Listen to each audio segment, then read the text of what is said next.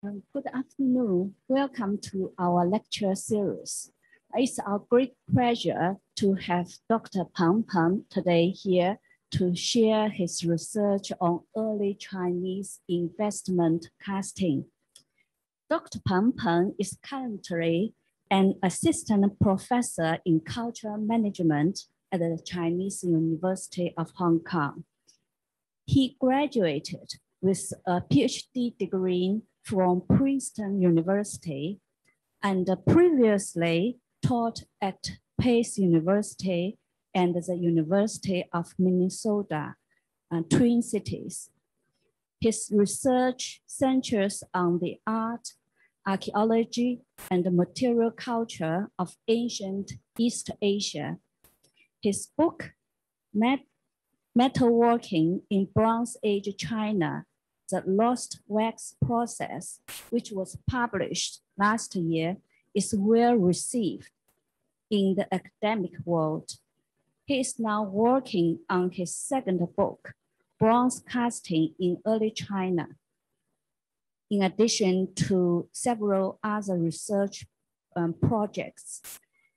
After the presentation, everyone is welcome to type your questions in English or Chinese at the Q&A column. Now let's hand over time to Dr. Peng Peng. Peng Peng, please. Thanks very much for Professor Xu's introduction of me.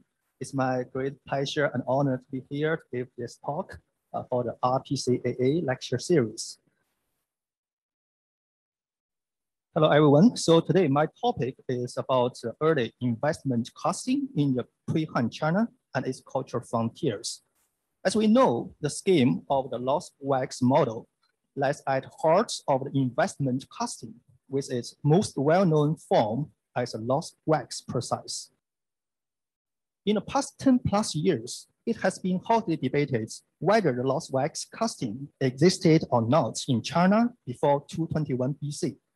The bronze Zunpan site here from a tomb dated to the middle 5th century BC, among a number of significant others manufactured in Eastern Zhou, China, is a focus of such a debate. So the debate is about the issue of lost wax casting. But first of all, what is lost wax?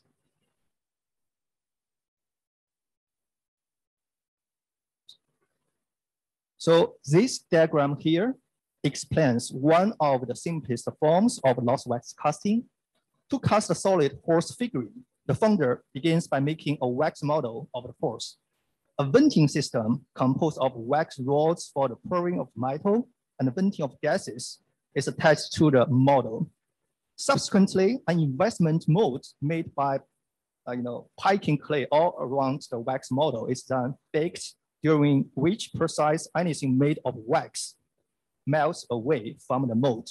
The now hollow mold will then receive the molten metal, which fills in the space previously occupied by the wax. After the poured metal solidifies, the mold is broken open, the venting system removed, and the bronze horse revealed, cleaned, and perhaps further polished. Because metal shrinks during solidification, cracks can easily emerge on thick, solid castings.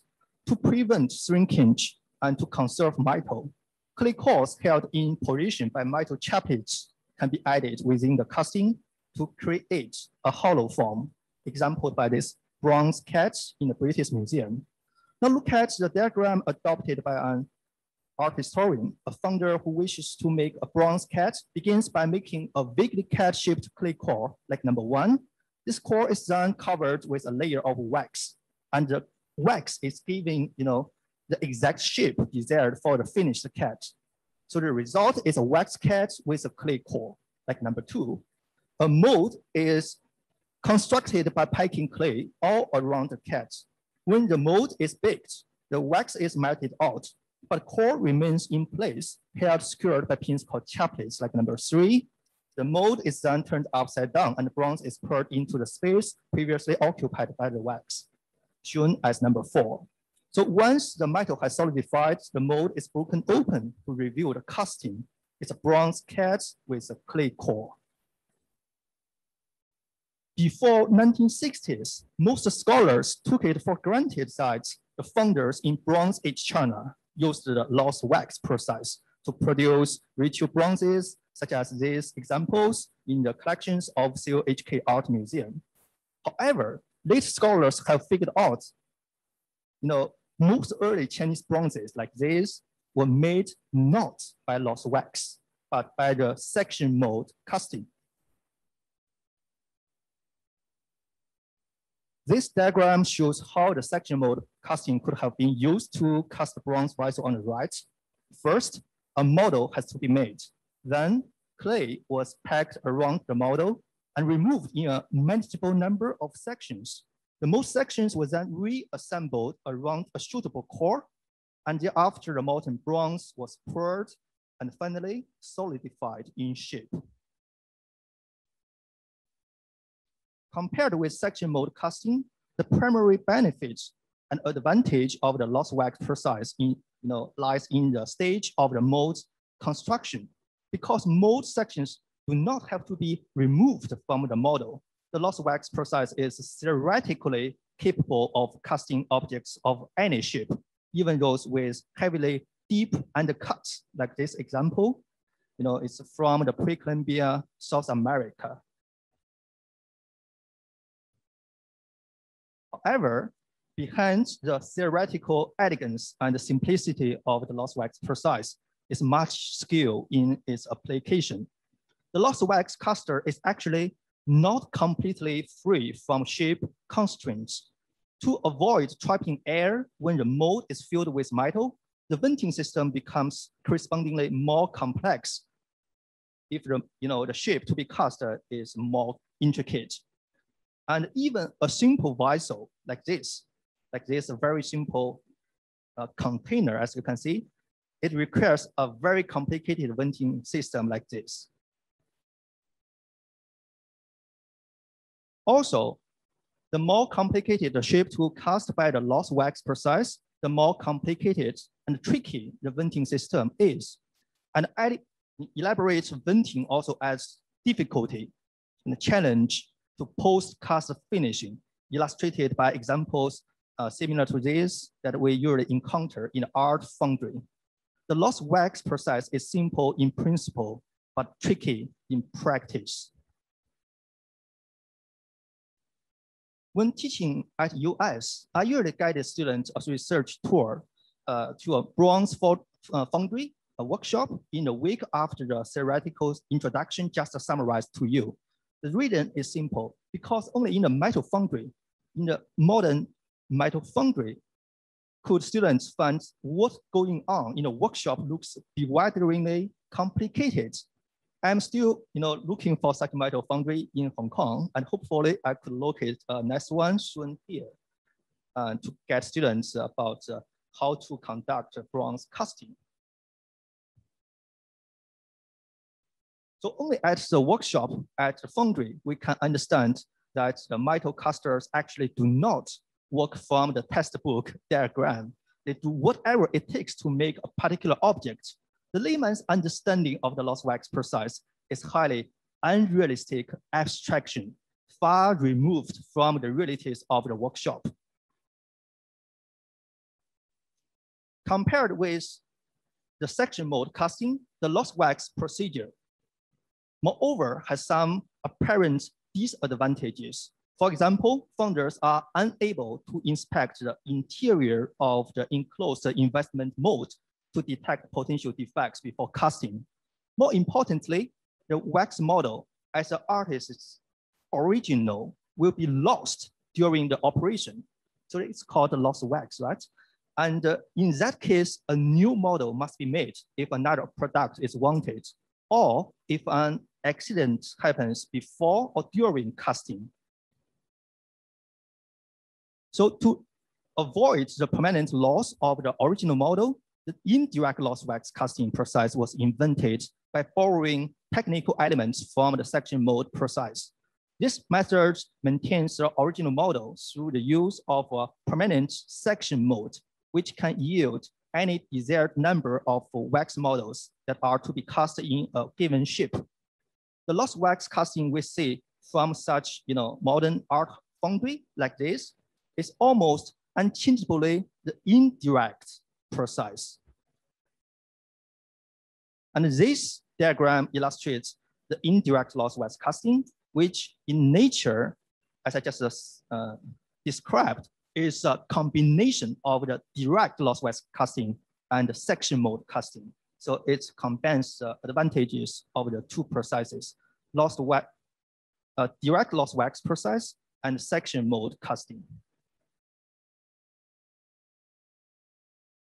And now let's use some early Greek examples to illustrate the indirect lost wax process, such as these two charioteers, as you can see in a very stiff frontal pose from Olympia. So following the same original model, the human figures were both shaped in wax from the same two-piece master molds with individual arms that were later bent into space by hand. And in this way, the master mold taken from a single original model yielded many working models in wax. And individual wax models could then be reworked and individually finished, distinct from their counterparts before being cast in series. The use of indirect lost wax process in this way facilitates reproductions. Alternatively, wax models of the same original could be extensively detailed, retouched, and individualized before being cast. The renowned classic Riachi bronzes, as a pair shown here, provide a good illustration of this point.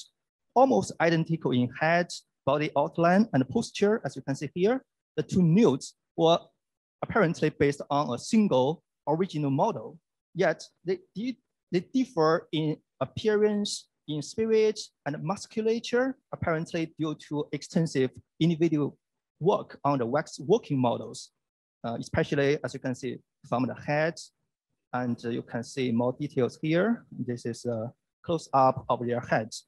So the manufacture of the Riachi bronzes freely combines the solid casting, indirect lost wax, and direct lost wax processes.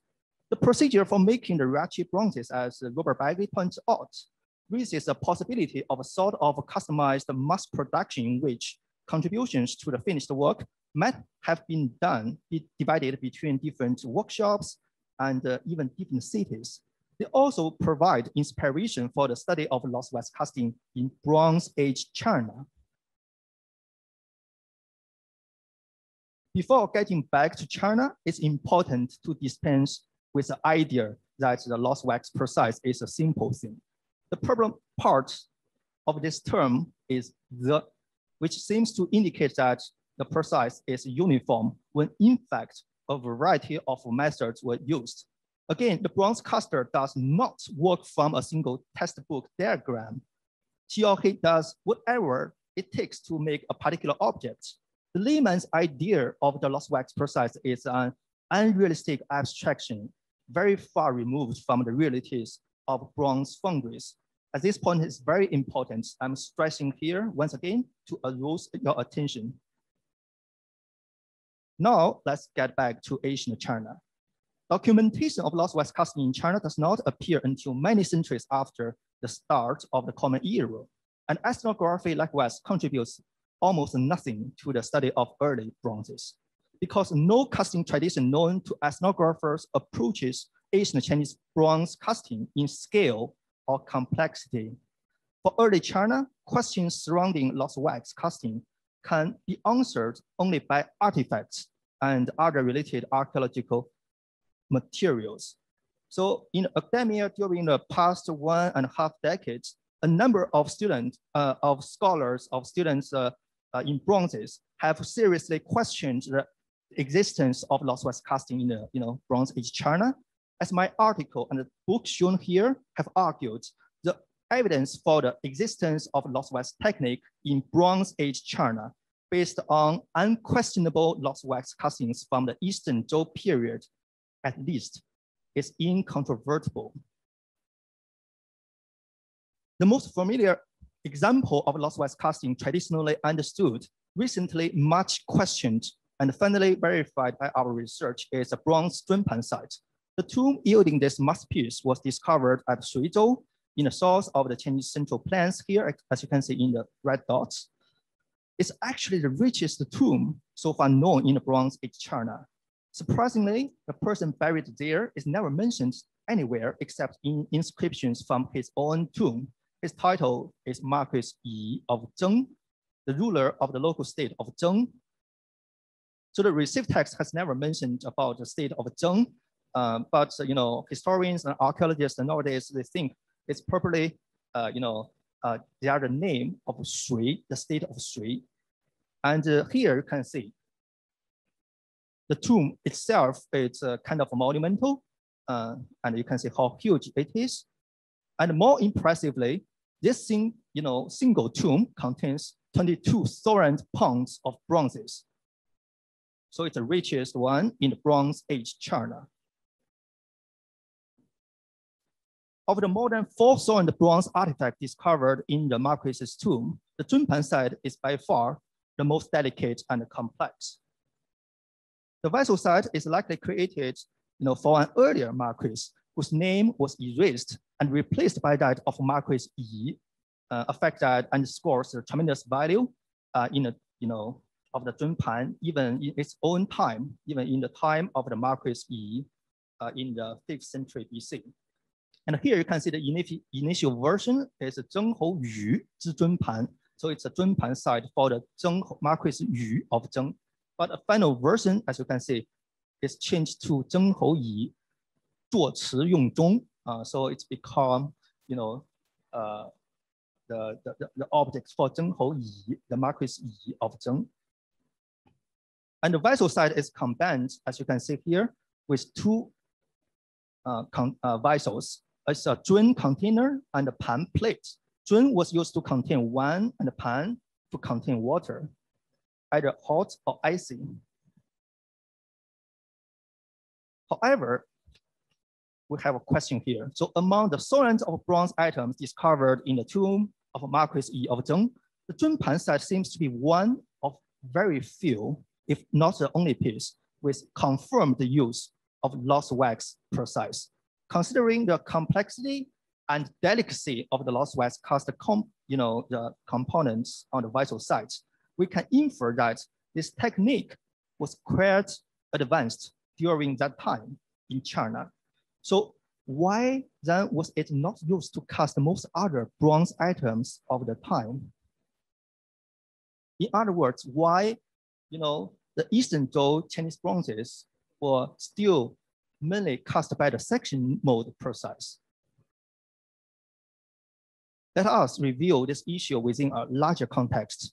The majority of scholars formerly believed that most early Chinese bronzes were cast using the lost wax process, and as a result, the section mold theory proposed by the Swedish scholar Oliver Karbeck in 1935 received scant attention. At that time, it seemed unbelievable that some particularly intricate shapes, such as those seen on the 4-ram Zun vessel, could be cast in a single piece within sectional molds. Later, Waterfall guidance study verified that certain visually complex Chinese bronzes could indeed be cast by the section mold process, but not necessarily in one piece, in a single piece, not necessarily that. As individual castings could be interlocked together through multiple pours conducted in a stepwise manner. And here you can see it's an X-ray photograph shows about the like of bronze being, and the bright area indicates metal, indicates bronze, and dark area inside indicates clay core.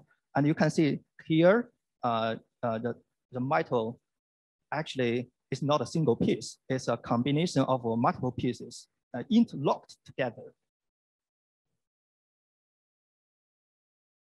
And take the 4-ram Zun vessel here as an example. The individual pieces of the ram's ears and spiraling horns, as well as the miniature dragon heads, were cast separately and then inserted into the mold assembly for the rest of the vessel. Western studies on the coordination between the subdivided decoration and the casting technique also kept winning wide acceptance for the section mold theory in the manufacture of most bronzes, from early China like this. Careful research carried out on numerous examples has further determined Chinese scholars' belief that most early Chinese bronzes, especially bronze vessels, were cast using the section mode precise. Elsewhere in the world, metal vessels were primarily made by hammering, wherein a block of alloy was shaped into an extremely thin sheet. Casting was commonly a technique of last resort. Metal workers only cast a part of a vessel that they could not hammer, in which case the lost wax process was usually employed. And this metal object is from Mesopotamia and dated to the 3rd millennium BC. I mean the one on the left. It was not made by casting, but hammered in ship. Hammering saves material. It's more economical. By hammering, an object can be made very, very thin. For instance, Pepsi cans are hammered. It's difficult to cast something that thin. Probably due to generous patronage and platitude of metal ores, Asian Chinese foundries showed a consistent preference for casting. But why were most early Chinese bronzes cast using the section mode process? Was it simply because early Chinese metal workers didn't know the lost wax technique? In fact, the lost wax method, although superior in some respects, also has disadvantages in its direct form, such as the absolute necessity of a more complicated venting system and the permanent loss of an original model. So, in the initial stage, to cast simple vessel shapes no more complicated than a cup on the left, dated around 16th century BC. The section mode process was fully enough, if not even more suited to the task. The earliest known Chinese bronze decoration, the simple pattern of thread relief lines and dots on the cup, shown in the rubbing on the right, was formed by carving linear designs into mold sections. This instance of what may originally have been produced by chance could have led to an enduring preference for section mode cast decoration, with designs naturally corresponding to the mold sections. Even soon after, the Chinese metal workers predominantly turned to decorating their models. This custom of making compartmented decoration had already been established. The Asian Chinese foundries, metal workers, they constantly sought out new possibilities, and in so doing, created some impressively complex vessels, such as the aforementioned 4-ram Zhun vessel and this house-shaped container that we call Fangyi. Although from a current perspective, it might appear that this unusual design could more easily have been achieved through the lost wax process. In fact, this particular shape could not have been created if the section mode process has not been used in history.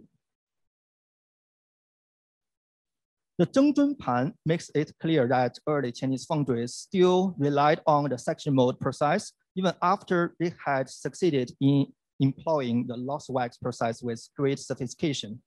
As such, Chinese casters might have known lost wax casting considerably earlier.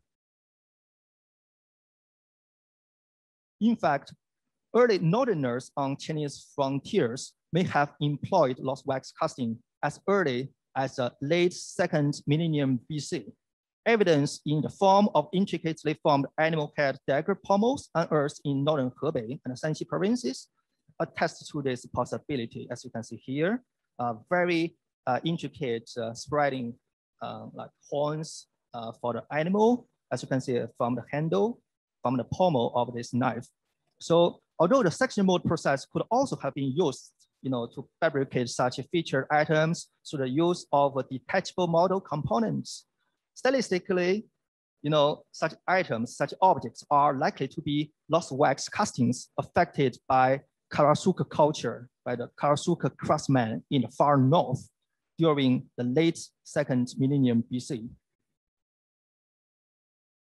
A hair ornament from the circular collection here with no visible mold marks and presumably lost wax casts, together with 2 superb cast, gold ornaments of the same, Karasuk style from Central Mongolian, shown here, dated to around 13th to 11th century BC, clearly shows the mastery of the lost wax process in the region of Karasuk Karasuk culture.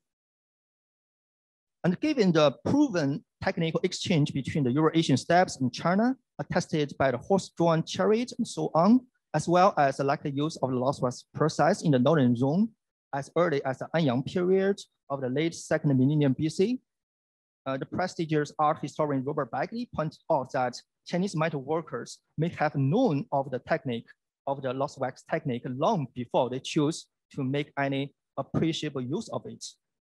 In other words, Anyang casters might not have been completely unaware of the lost wax process, but they simply choose not to use it. So it's quite likely that Anyang casters became aware of the lost wax process, of the lost wax technique through communication with northerners during the late 2nd millennium BC. A technique, however, usually has to be maintained through continuous practice. Because of the dominance of section mold casting, the lost wax process, which may even have been known by Chinese metal workers as early as the late 2nd millennium BC, could still have been forgotten over time. So following the same lost model principle, but with objects displaying comparatively primitive, kind of like crude features like this, the burned out or lost cord castings asserted by Noel Barnett and Tande Rui, if they were really in use, might provide a clue that the lost wax process was unknown or came to be forgotten in a corresponding space and time. This special type of casting proposed here, if finally confirmed, would have been a technical variant of the lost wax process in the general category of investment casting. Whatever the case, lost wax industry in northern Hebei, indicated by some of these examples, and perhaps also in Dongbei, the Dongbei region of northeast China during the early to middle 1st millennium BC, but no later than the 7th to 6th centuries BC, would have been either a direct source for, or at least a reminder of the lost wax technique used in the Chinese Central Plains not long thereafter. The reminder here can be understood in a technical sense, but as technology and art are two sides of the same coin, it could also act as a reminder of artistic possibilities. It's worth a special attention that certain lost wax castings proposed by Emma Bunker and so on in northern Hebei and northeast China are still doubtful to me. For example, such pectorals of protein filling, according to Bunker's research, were, like shown here, were both made from a wax model formed in a two-piece mold. So this proposal, if true, would mean that objects shown here were both cast by the indirect lost wax process. This assertion for the use of indirect lost wax casting is dubious here, as Bunker has never specified her reason for it beyond the presence of visible mold marks on the casting surfaces. As a result, one can suspect that this judgment might be used only to explain away such mold marks. Especially Bunker's point that gold cast by the lost wax method tends to result in a better quality artifacts when compared with those made by section mold casting is simply baseless and unfounded. The way in which the mold was made has no relation whatsoever to the quality of the gold casting. Although Bunker's reasoning is in itself less than persuasive, her opinion for certain lost wax use in northern Hebei and northeast China may happen to be correct. To judge by the close context of Dongbei and the northern Hebei with Mongolian and southern Siberia, where lost wax was probably in use no later than the 2nd millennium BC. This may especially have been the case with many Dongbei and northern Hebei castings, which were ethnographically connected to the far north, and so may have been technically stimulated by the later. In other words, the ships here, like this, the Dongbei and the northern Hebei objects did not require the lost wax process, but some of them were stylistically related to a lost wax metalworking tradition in the far north, making it likely that they were made by casters who were familiar with lost wax. In addition to issues related to proper timing, the Dongbei and the northern Hebei regions were geographically adjacent to the main Zhou states of Yan in the north and Qi in the northeast, as well as other minor Zhou states nearby. Northern Hebei especially was nearly within the sphere of Zhou, even if the border people there were not the so-called Sanrong barbarians in the received text. They were undoubtedly interacting with the Zhou states. So with access to the fur roads via the area corresponding to the modern city of Zhangjiakou, Northern Hebei in particular could connect to the far north. Long-distance trade historically moving through Zhangjiakou and Ulaanbaatar is likely a vehicle for the culture and the technological interactions between these two regions, as suggested by some scholars. So back to the central plains of China, it's not surprising that many of the verified Eastern Zhou lost wax castings usually have an open work interlace structure. This particular design could have been from, could be seen from the aforementioned Zhengjunpan sites, and this outer table is excavated from Sichuan Xiashi, Henan province, dated to the first half of the 6th century BC. And also this, perhaps even earlier, piece, kind of like a royal Zan vessel from the state of Chu. Open work interlace emerged in China long before the noticeable use of the lost wax precise. Jenny So proposed that the use of lost wax casting was promoted by requirements of style. But how did this style, the style of the, you can see here, the open work interlace come into being? Specifically, which came first in China, the design of the three-dimensional interlace or the lost wax casting technology? Or did the driving force came from the wish to imitate a contemporary design in another medium, like wood carting, basketry, rattan, or bamboo weaving? The causality dilemma is nearly impossible to solve here. In the light of the recognizable diversity present within the three-dimensional interlaces verified to have been made by the lost wax method, which I don't have enough time to introduce today, perhaps the question could be reposed as a dilemma about design and technology. That is, more than one of the aforementioned possibilities might have happened in the history of explorations by Chinese casters. Regardless of the conclusion, design cannot be ignored as a crucial driving force behind the rise of lost wax castings in China. As discussed previously in our lecture, Chinese casters are likely to have known the basic principles of lost wax technology long before the Eastern Zhou period. But why would the lost wax method, which Chinese casters had ignored for so long, suddenly emerged in metalworking in the Eastern Zhou China? The reason was probably closely related to the stimulation of design. Once the lost wax process began to be adopted, craftsmen might have experimented with the wax and rendered additional designs, such as the interlaced pattern of the Pixian Fanghu cover here.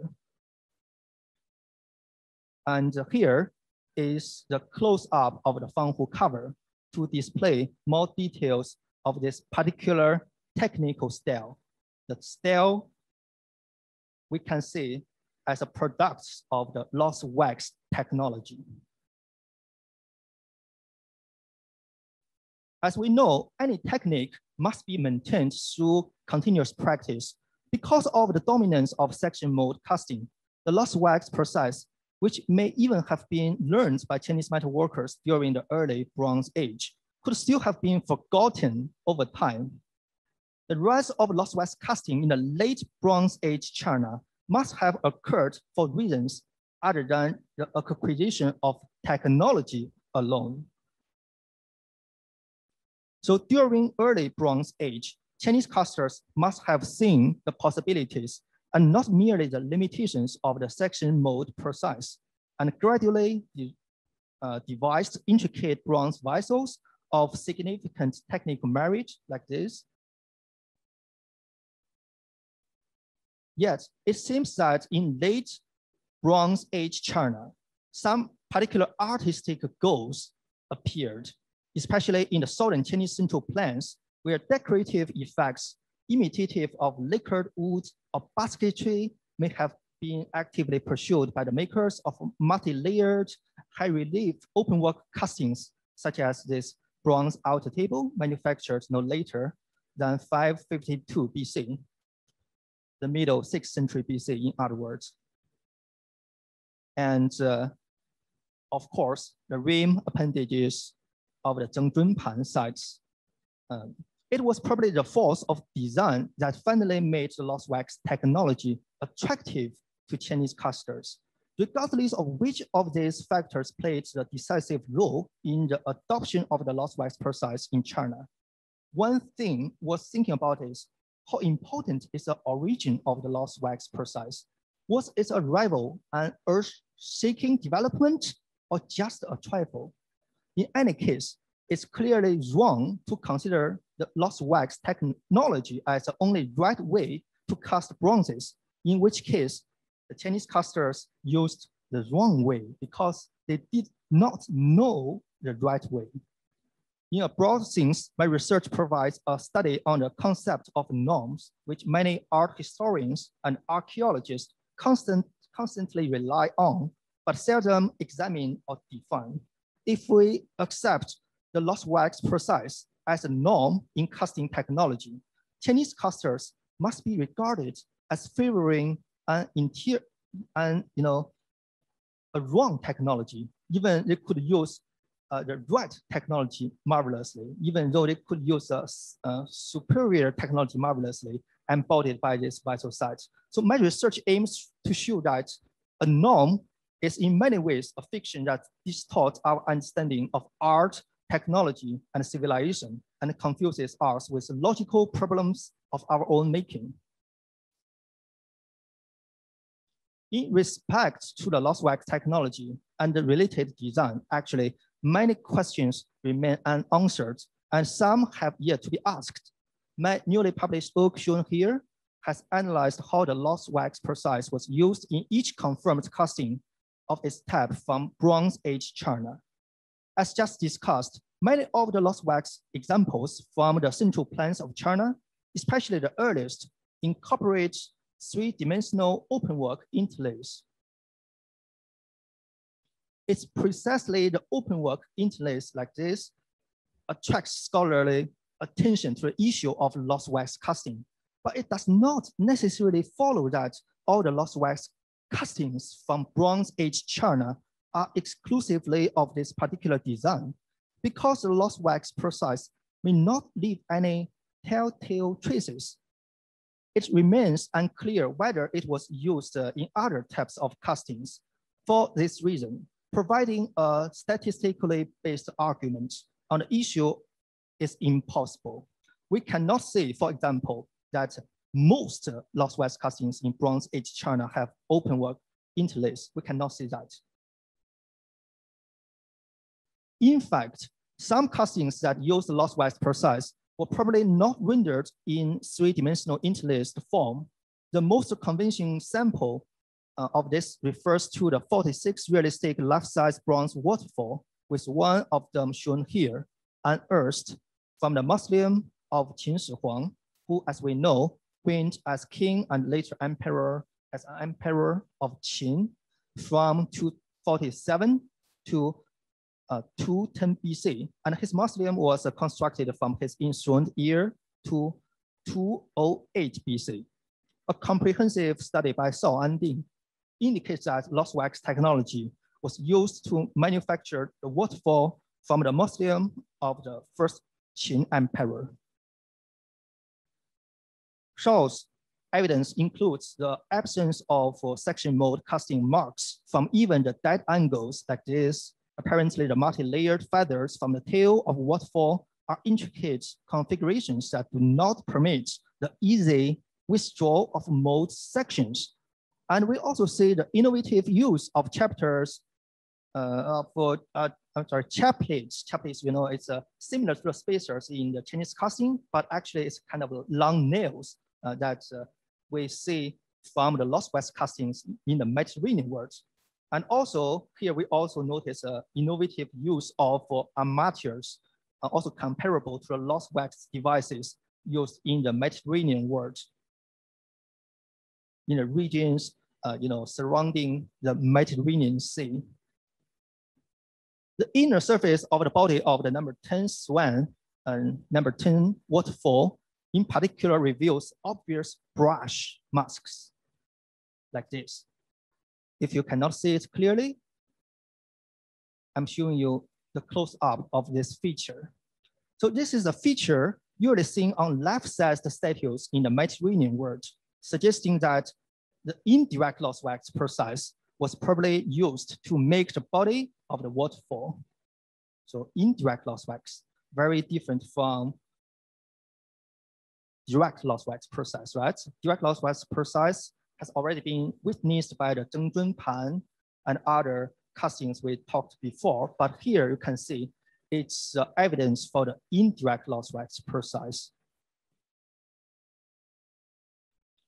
Like the naturalistic life-sized sculpture making represented by the Qin terracotta warriors, the Qin waterfall, the bronze birds, also stand alone in the history of early China, apart from what is understood to have been the main track of development in art and technology at the time. The lost wax process seen in the fabrication of this waterfall, with its parallels in the casting of the Mediterranean world, is clearly distinct from the methods used earlier in the Chinese context. It can be argued that this new type of lost wax casting filtered into China after Asian campaigns by Alexander the Great in the second half of the 4th century BC. So the case of the Qin waterfall is a reminder that lost wax technology could certainly have been reintroduced into China after its earliest application in Chinese workshops.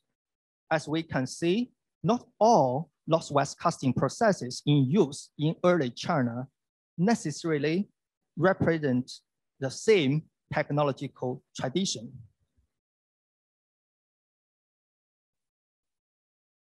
It's also necessary to address the presumed technological variations of the lost wax process in Bronze Age China, such as the lost lead method, the lost cord or burn out method, as well as the so-called lost wax and lost textile casting, all of which have been assigned to the general category of investment casting and critically evaluated by my book here.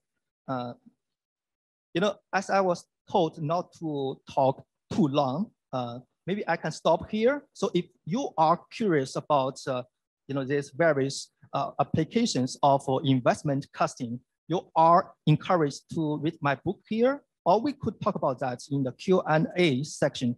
I hope that my study of the investment casting in Bronze Age China with the lost wax process as a particular type has opened up a host of exciting questions, not confined only to this narrowly defined topic, but related also to broader issues of technology, art, and invention. For instance, what have we learned about technology, technological transfer, and technological innovations? How do they correlate, with art, artistic diffusion, and artistic creation? How can we better understand the intricate interplay between design and technology, and between tradition and invention?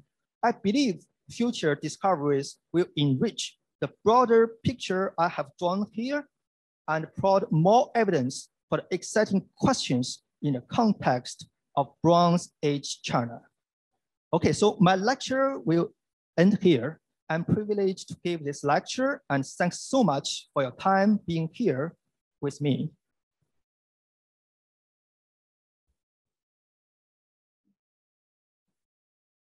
Thank you for joining us, and thank you, Dr. Peng, for this very enlightening presentation. And everyone is welcome to type your questions at the Q&A column. But before we move to the Q&A section, I would like to introduce our next presentation, next lecture, which will be delivered by Professor Lin Yongchang. She is the assistant professor of history and anthropology department of CUHK, and he will introduce, his topic will be 汉帝国南元的统治秩序与铜器工业的重构，湖南与越南北部的案例分析。Welcome to join us again next month. Now let's move to our Q&A section. And maybe my first question is that regarding the section mold casting and investment casting, which technique introduced first, or did they come into evidence about the same time? Thank you. Thanks so much for Professor Xu's question. So regarding to the issue whether like which came first in China, the section mold casting or the investment casting, according to my own research, is like a section mold casting came first. Actually, you know, like in the very early stage, you know, there's actually a question whether the early or the first Chinese metal workers encountered the lost west casting or not. And that's a kind of a puzzle because nowadays it's very, you know, like hotly debated how the technology was, how the metalworking, the metal technology was, you know, came to be used in China, whether it was locally developed in China in the local context, or it was introduced from outside. And more scholars began to think that it's likely to be, you know, introduced from outside, from the Eurasian steppe, from Eurasian landmass, you know, to China. And one of the important metalworking tradition, which played a very important role here, is turbing. It's a kind of like in the Asian metalworking tradition, and turbing casters actually they known about lost west casting, but during the transmission of the metalworking in China, it's just disappeared. Like that's a puzzle, and it's not known whether the earliest Chinese metal workers have encountered that process or not, have encountered the investment process or not. But even they encountered, they didn't choose it. They didn't choose to use it. At least it was not used in a noticeable scale. So generally, my answer to this question is, in the Chinese context, the evidence tells us that the section mold casting was, you know, used first by Chinese metal workers, and investment casting came later. And for a long time, the investment casting was ignored by Chinese casters. Only, you know, in the late Bronze Age, in the Eastern Zhou period, that it began to attract a noticeable attention. Although maybe in the late second millennium BC, it's started to be used by the northern neighbors of China, you know, in the, you know, attested by the northern Hebei and Shanxi province. Yeah, that's my answer to this question. Thanks very much. Thank you. Now here comes the question from our audience. The one said, except for the mesmerizing designs, what are the other characteristics to look for if a piece is made with the lost wax technique? 就除了立体的设计之外，是否有其他的特征或者诀窍能够辨别这个物件是以失蜡法制作的 ？OK， 那我就用中文用普通话来回答，还是用 ？Is this an English question or is a question from English audience? 哦，中英文一起都有。好的，好的，谢谢。那我就用普通话来回答了。好的，谢谢。就是除了这个特别复杂的形制这个形状之外，其实像我刚才谈到这个秦代秦岭的这出土的水鸟，就发现了像类似于这个 chapters， 就是这种像那种很长的那种针状的钉状的长钉类型的那种，就是在这个像古希腊呀包括这种古罗马经常用到的一种用于丝蜡铸造的一种设施，在这个秦岭水鸟上就被这个邵安定博士的研究证实了，而且像那种在这个器物的内部用刷子涂蜡的这种方法也被他的研究证实，这就说明其实有一些证据其实是可以直接获得的，但是因为这个丝蜡法它并不一定会留下这些确切的证据，所以呢我们只能寻找其他的线索，像我刚才提到的，就是说如果一个器型复杂到某种程度，它几乎用这个 section mold process 用这种分散法无法实现的情况下，我们就可以认为它是用丝蜡法做的。但是现在其实有很多学者就提出，用当代的眼光来看，那些也是可以用这种分散法来做出来的。但是我们呢，要把这个器物放到一个历史的背景中，我们作为研究历史的考古学家、历史学家，我们一定不能忘了这一点，就是说，你一定要把一个器物放在它特定的历史背景下，你不能用一种现在的眼光比方说你说现在可以复制它，用这个分散法复制它，那个其实不可取的。而且就是我的书里面也是就是提供了一些细节方面，就是来证明，就是说像刚才提到的曾侯乙尊盘，包括西川下士的铜镜，以及更早的像这个楚王寅沈或者熊神斩这一系列的器物，大概我的书里面有几十件就是说他们其实都是用丝蜡法做的，虽然很多是可以用分散法来复制的，但是他们还是用这个丝蜡法来做的。好，谢谢。And here comes another question.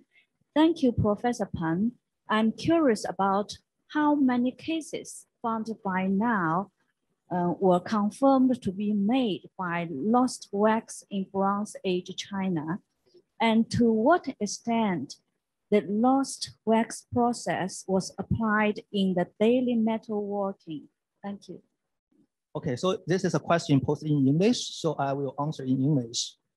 So according to my research, that the absolute confirmation of something made by lost wax actually it's only several pieces, but we can use stylistic association to talk about this. If something is stylistically related or associated with another piece, even another piece is not necessarily to be made by lost wax process in the modern perspective. It is likely that it's made by casters who were familiar with lost wax. So for the confirmed use of lost wax, we can see it from maybe less than 10, we can say that. But from these are absolutely confirmed as lost wax pieces. And from that, as a starting point, we can go to talk about something stylistically related to the lost wax castings, verified, confirmed lost wax castings. And then according to my research, it has to be much more. Dozens of that objects can be made by lost wax. And actually there are even more castings potentially to be made by lost wax, because as I mentioned, the lost wax process does not necessarily to leave any telltale traces.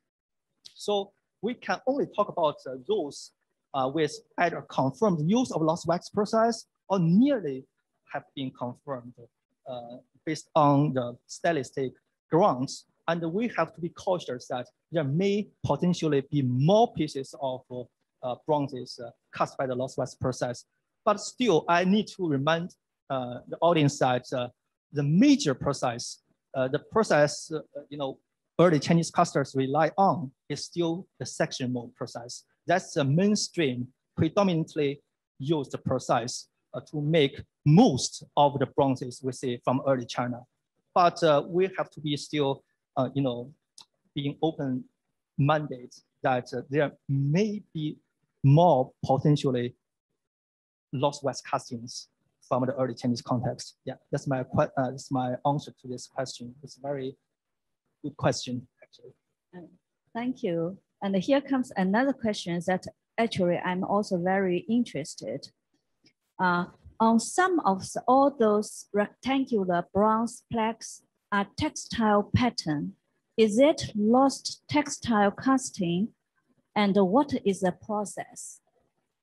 Yeah, so in the 1970s, some scholars like Emma Bunker and Joseph Turnbuck has already proposed the so-called lost wax and lost textile process.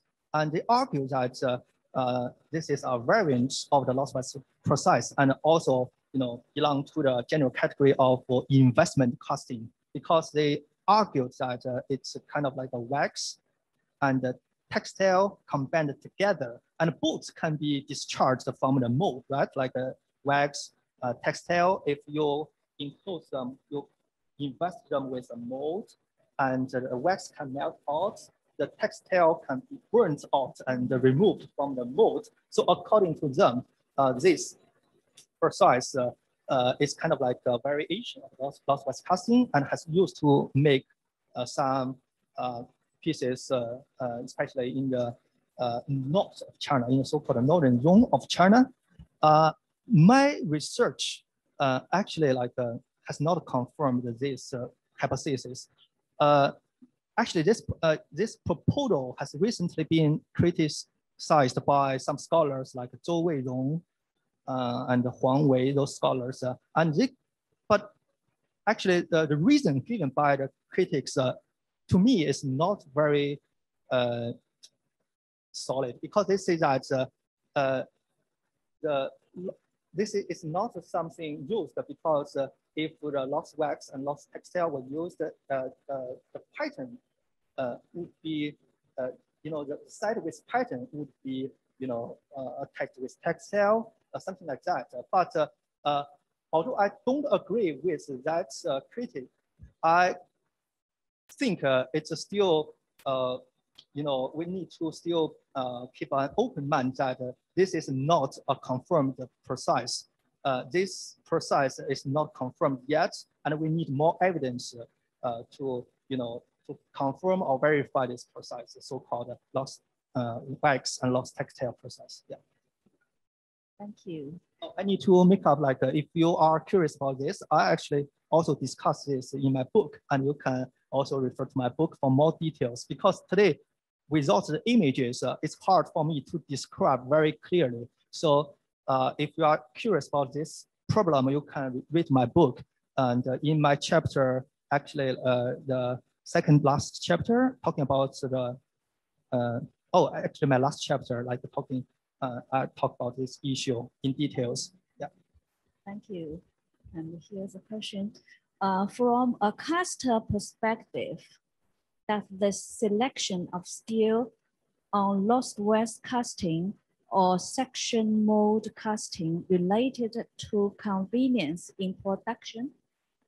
So the question says that which is more convenient to use? 我想他的意思是说，这个采取失蜡法或者是模范法，是不是就是因为有一些器型可能比较容易用模范法来制作，有一些东西可能比较用失蜡法来制作，是不是这个意思？就是它的技术的选择跟它这个器物的造型或者某一些方面是有关系的。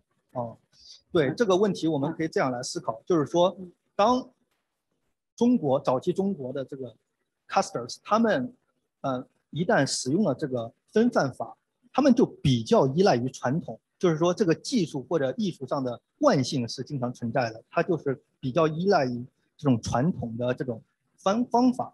然后这种传统的方法，他们可以在此基础上不断的去开拓去寻找各种新的器型。然后在这样的一个背景下，他们其实就是创造了很多非常可以说是特别夺人眼目、夺人眼球的一些器型，像刚才我谈到的四羊方墩呐，还有一些像一些方仪啊，就是具有一些很像一个房子那种比较独特的器型，而且也非常的复杂如果用现在的眼光来看，那种器型当然是用丝蜡法去复原会比较简单而容易，这是一种现代的眼光。但是我们不能忘记，把这个器物放在一个历史的背景下，这是我们研究历史的人一直要记住的。就是说，在那个历史的背景下，它其实是在用分范法这种技术的基础上，一点一点探索出来的，或者说一点一点的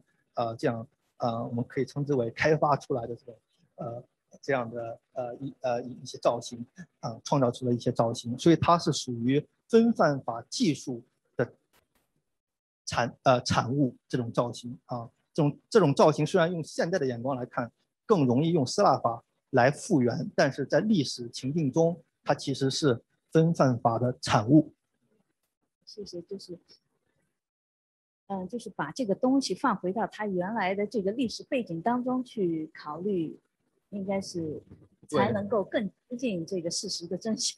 对对对，一定要放在这个历史的情境中来分析。好，here's another question. Thanks, Professor Peng, for this very interesting lecture. One question: when Professor Peng does the research, was Professor Peng able to get hold of these ancient artifacts, which were about 3,000 years ago? Was it difficult to get hold of them, to examine, to do the research? I understand that the vessels shown are pictures taken from museum. Thank you for your attention. Yeah, so actually, like as you can see from my PowerPoint, like I also, two students, myself also came to the modern foundries a lot of times, like frequently. And so we need some technological basis to understand the Asian process. But we cannot just judge everything based on the modern process, right? Modern technology we use today. We have to analyze the objects from the Asian context. So to study early Chinese bronzes, we have very limited clues, actually, like only one important, actually the most important clue can be obtained from objects themselves. And other things like archaeological remains, like molds, actually very, very few. Even for the section mold casting, we have some foundries from Homa, from some other early Chinese foundries or workshops, but for the lost wax casting, even objects are not that many, like very few, and not talking about molds. Like we haven't found any, solid investment molds to confirm the lost wax casting. That's clue from the molds, but from the shape of the objects themselves, it's already confirmed that lost wax has already been used. So although we need some technological basis, foundations from the modern foundries, workshops, actually most of the clues actually come from the objects themselves if you study the lost wax casting from early China. Yeah. Thank you for the brilliant talk. May I ask if we know anything about the alloying technique in ancient China?